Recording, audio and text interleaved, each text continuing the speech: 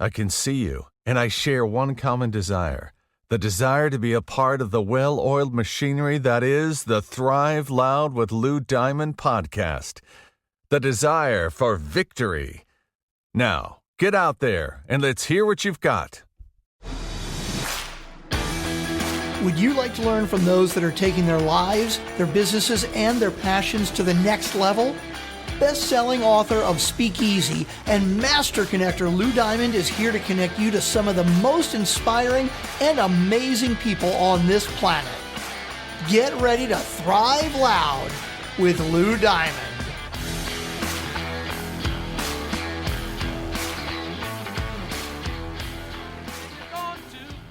You know it don't matter anyway.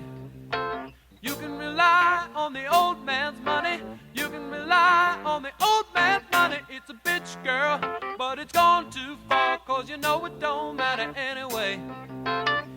Say money, money won't get you too far, get you too far. Welcome everyone to another spectacular episode of Thrive Loud with Lou Diamond, connecting you to the most inspiring and amazing people that are thriving each and every day. I'm your host, Lou Diamond, and today on Thrive Loud, we have someone that helps powerful women give themselves everything they ever wanted in life right now. She's a best-selling author, speaker, psychotherapist, and executive coach. Her book, How to Love Yourself, is available everywhere, and this is one that everybody should go get if you haven't gotten it already, so go get it. Thrive Loud listeners, I'm very excited to bring you Rachel Madorsky. Rachel, welcome to Thrive Loud. Lou, it's great to be here. Thanks for having me. I'm excited to have you here. I like dealing with people who are coaches, and you have a very specific niche.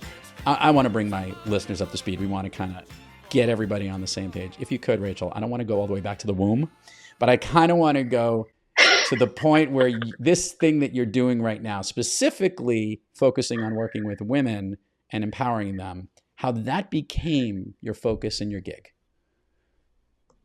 Okay, we'll skip the womb, and a few centuries later, maybe not a century, but anyway, the biggest thing that happened is I was working with couples. I loved working with couples as a psychotherapist, and I bet a lot of your listeners will get this. Hang on, my cat is attacking my my microphone. So what happens lots of times for many of us who do something we love, especially if you've read The Big Leap by Gay Hendricks, which is a book I highly recommend if you haven't read it, read it. We get to this place where what was once our zone of genius, the thing we love so much that we're so good at, suddenly moves down to our zone of excellence, where we're still really good at it, but it just doesn't bring us the same juice, the same love, the same joy. And that's fine. It just means we're outgrowing something and we're ready for something new.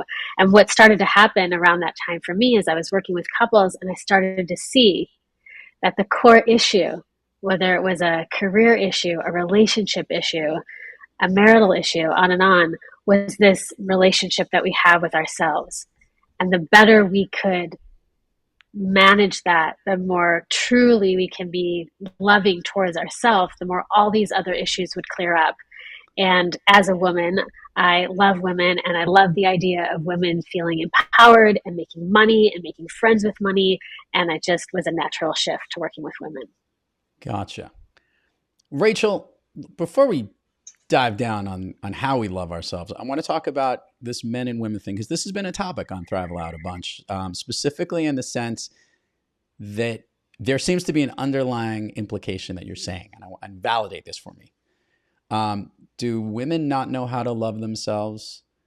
Well, I'll phrase that in a better way. Do men know how to love themselves better than women know how to love themselves? Is that something you've observed? Is that something that happens? Because it seems to be more common, and maybe that's an area that's here. You think there's a difference, or is this just specifically something you've been observing in women?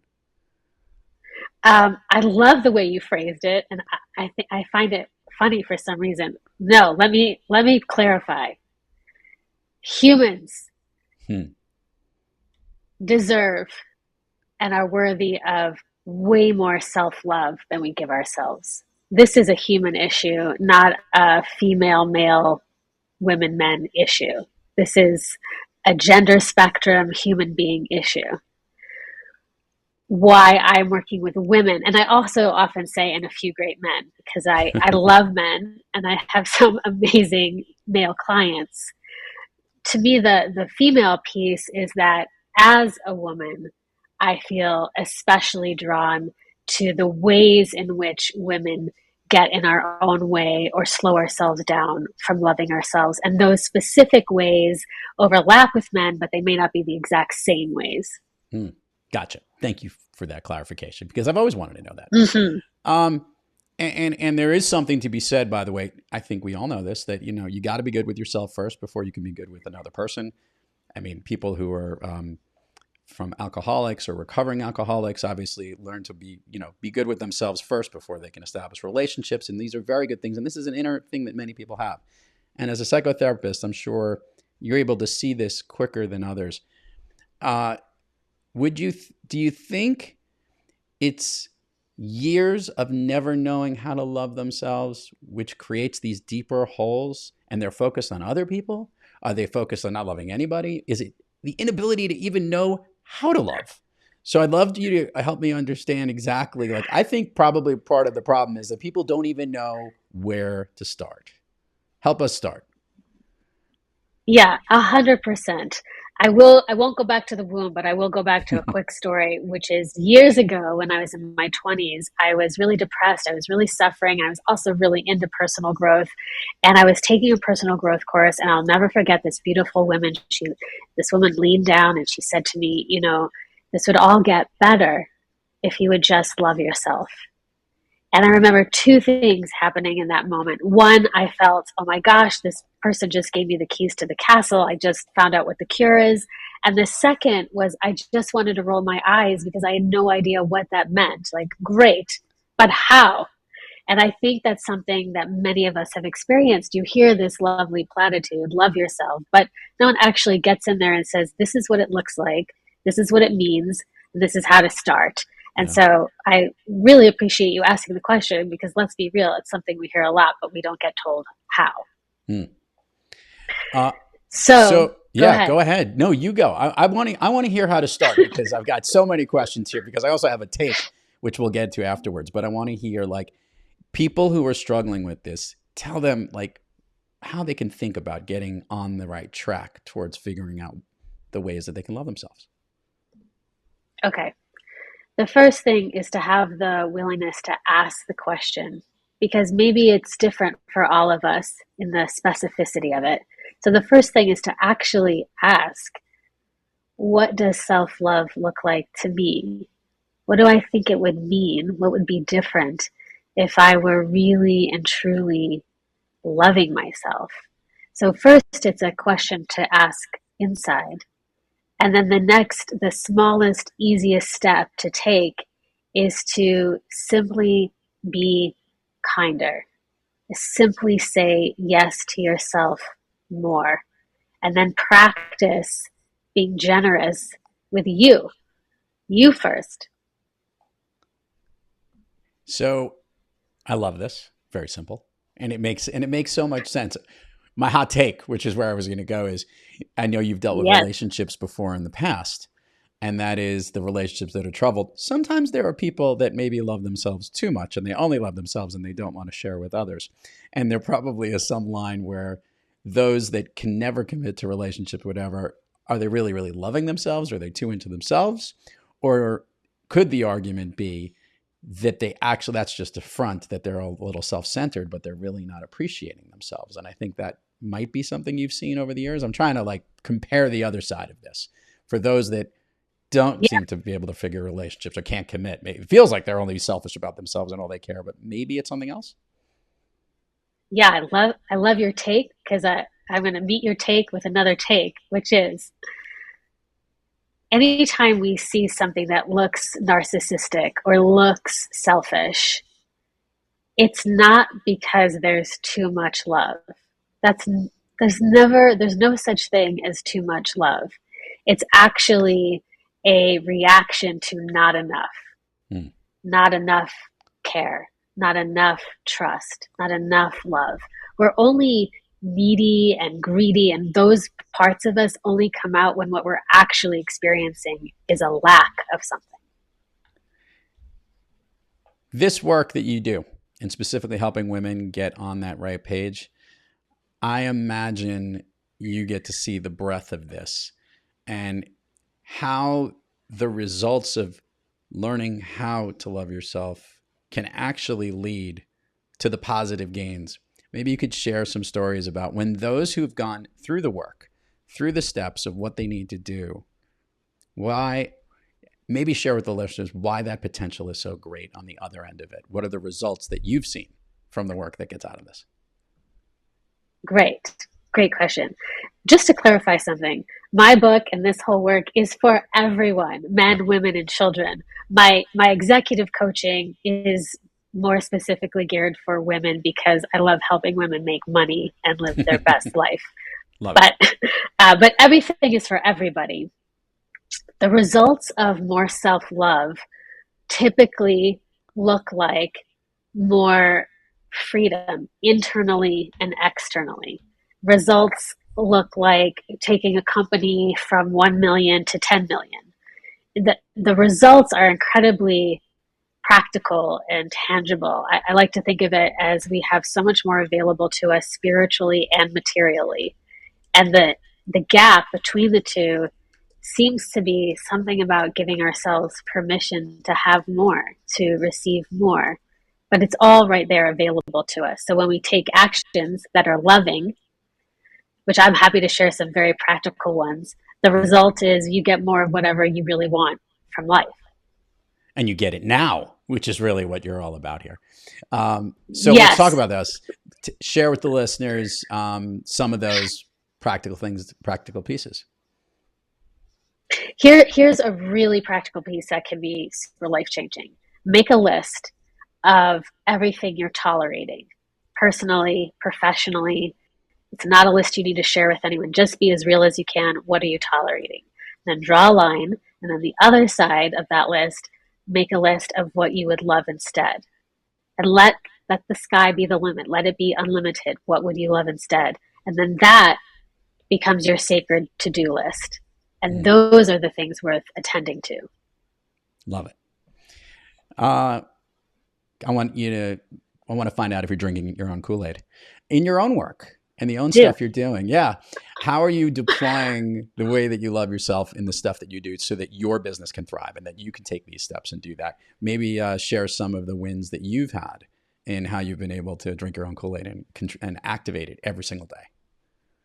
Yeah, I love that. And I also want to say for any of us who are entrepreneurs or coaches, I think living on our own Kool-Aid is the integrity behind the work that we do. I think in order to make an impact, we can't be words. We need to be a living human being doing the things we share.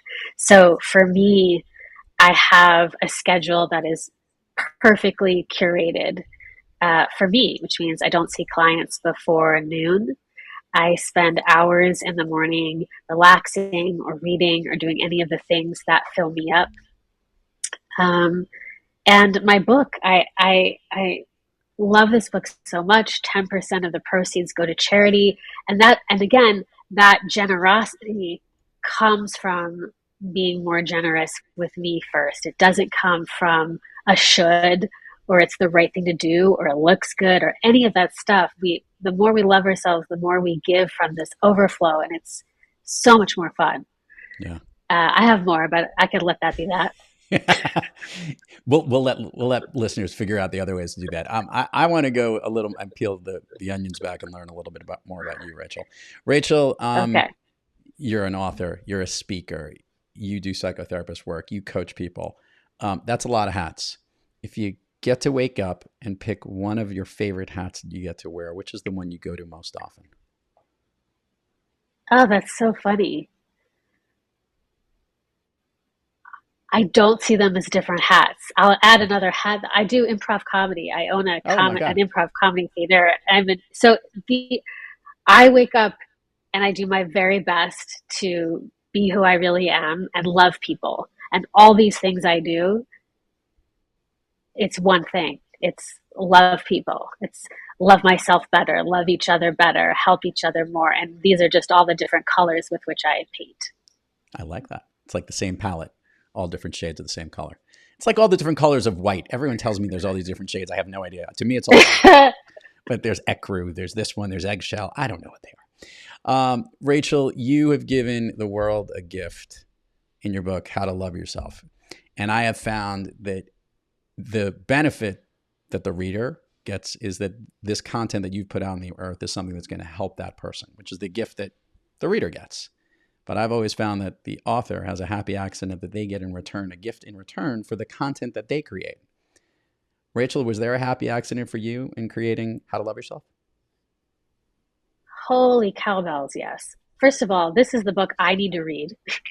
These are the lessons that I need to practice.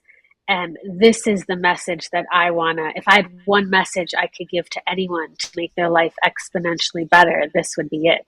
So the return has just been like a dream. Ellen DeGeneres received my book. She promoted it. She put it in her gift box. I mean, the message of the book, and just to say the whole title, because it's a very long title to a very short book. The real title is How to Love Yourself in Less Than a Week and also for the rest of your life. I use the book all the time, and I hope whoever is listening, when you read it, you'll see that this is a gift for you and everyone you love, and small changes can change the trajectory of our life. Love it. Rachel, you're thriving in your practice in all the same color palettes that you have going on that all add up to the same thing. I love the fact you're also doing stand-up comedy, which is why you're here on Thrive Loud, because you're thriving on most days. Yet we all have those days, Rachel, when we're a little off our game. Rachel Madorsky, when you have trouble thriving, what practice do you seek? Or maybe which individual do you seek out to get yourself back on the thriving track? Oh, that's sweet. I do both. The first thing I do, if I wake up in the morning and I do not feel good, I make myself find 5 things that I'm grateful for before I get out of bed. But they can't be things you should be grateful for. I find the smallest, most truest thing I can find. So sometimes it's like, this comforter is so soft. This dog at the foot of my bed is so sweet. Like actual real things. So that's the first thing I do. And then phone a friend. And I think this is so important for me and for all of us. We all need buddies where it's safe to feel like crap, and it's also safe to share our biggest wins. Sometimes in the world, it almost feels like we get a bigger sense of belonging through talking about what's wrong. And I love having people where we get the whole gamut. Yeah, we can talk about what's wrong, but also who can we share these huge wins with? So I always WhatsApp with your best friends. I like it. Rachel, I want to hit this one. With the people you work with, the people you coach, is there today one more common issue that they're facing that you're seeing more often than not in the clients you work with? Is there like this one symptom that keeps popping up more often than not in the work that you do that you've been seeing of late? I've had this conversation with coaches and other people. I've been asking, like, trying to get a beat on what people are going through today. Yeah. I think the 2 most common things I see is no matter how successful it looks like, there's this sense of I have to work harder, and this sense of how do I get more off my plate so I can actually focus on the things that are important to me, both in the business and in my life. Yeah. And if I can offer a piece of advice around that, it's to remember, I think this is especially with women, but I think this is true for all of us, that working hard is not what determines your value or your worth. It's not how hard we're working or how long it takes. Just be valuable and let it be easy wherever it can be easy. Like it. Work smart, not hard. I like that too. Right. Let's do the admin part of the show, Rachel. Share with the listeners all the places people can find Okay. websites, URLs, everything. I will put it in the show notes with my lovely production team, but it always gets more engagement when they hear it from you. All right, here's where you can find me. You can find a lot just on my website, which is rachelmadorsky.com. on that website, you can buy the book, but you can also buy the book on Amazon or wherever books are sold. But there's a really sweet version if you buy it from my website. There's a newsletter there, Love Notes for Your Life in Biz. And so rachelmadorsky.com. And if you want to find me on Instagram, it's just my name. I think my website's the best place. I like it. It is. And that's RachelMadorsky for those who are driving and want to memorize that while they're on the road, or they could just look at the screen. They could see her name and image on the podcast artwork because she's rocking and rolling, and we're excited to have her here today. Rachel Madorsky, are you ready to go down Fun Street here on Thrive Loud? I am, but I love the way you say my name. Hopefully I'm doing it correctly. That's all that matters. You're doing it perfect. It's just so fun. Rachel Madorsky. Yes, let's go down whatever lane you want to go. Okay, so we're going to start off. If you could share with our listeners what you shared with me is one of your all-time favorite movies. The Big Chill, Lou Diamond. Okay, The Big Chill. Rachel Madorsky. We're going to do full names from now on. What about The Big Chill resonates the most with you? The idea of having friends that are like family, where we really love each other and take care of each other is just, that's what I love about life. And I loved it when I saw it for the first time in a movie. Awesome.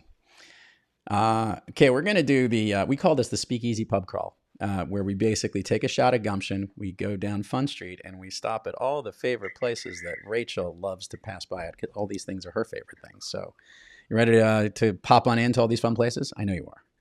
She look at her. Yeah, I have no idea what you're talking about, and I'm totally into it. Go. Yes. Listeners also need to know, by the way, that she almost made an outfit change for those watching the YouTube video. She's wearing red.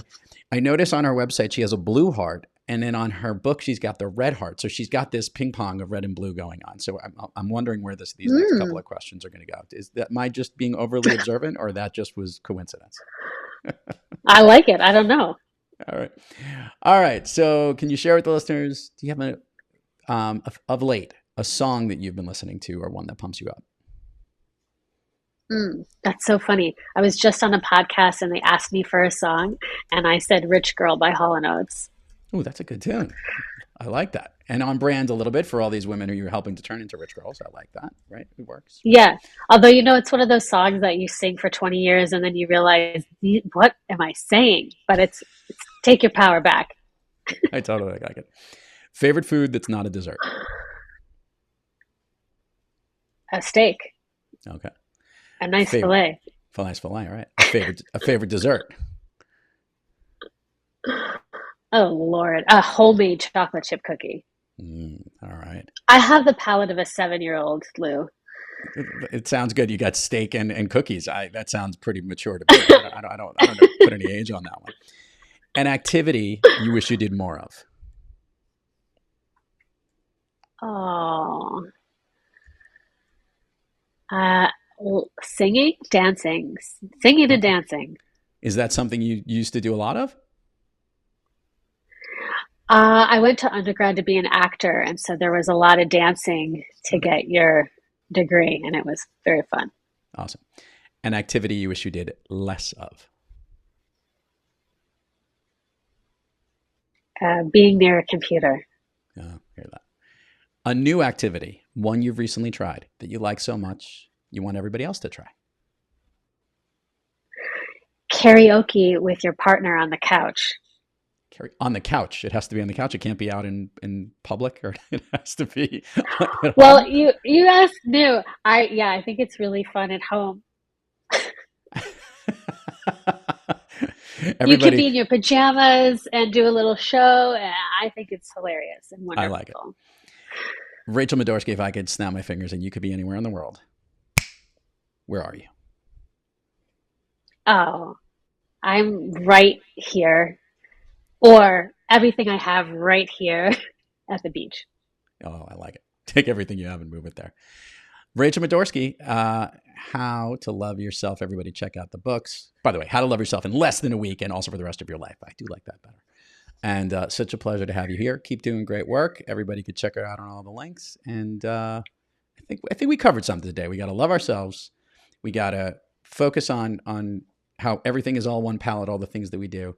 And last thing before we go here, is there are you more comedy or you're more like doing improv, like when people are shouting stuff out? What's your favorite improv exercise before we go here? I can't believe I'm going to let that slip under the table before we leave the episode. What's your favorite thing to do? I love improv. Yeah. I love improv. I like one suggestion and then go for like 30 minutes together with your friends is the best. Rachel Madorsky, thank you so much for coming on Thrive Loud. Great talking. Lou Diamond, thank you for having me. You got it. To all our listeners out there, thank you for joining us. Until next time, keep moving onward and upward. And remember, be brief, be bright, be gone.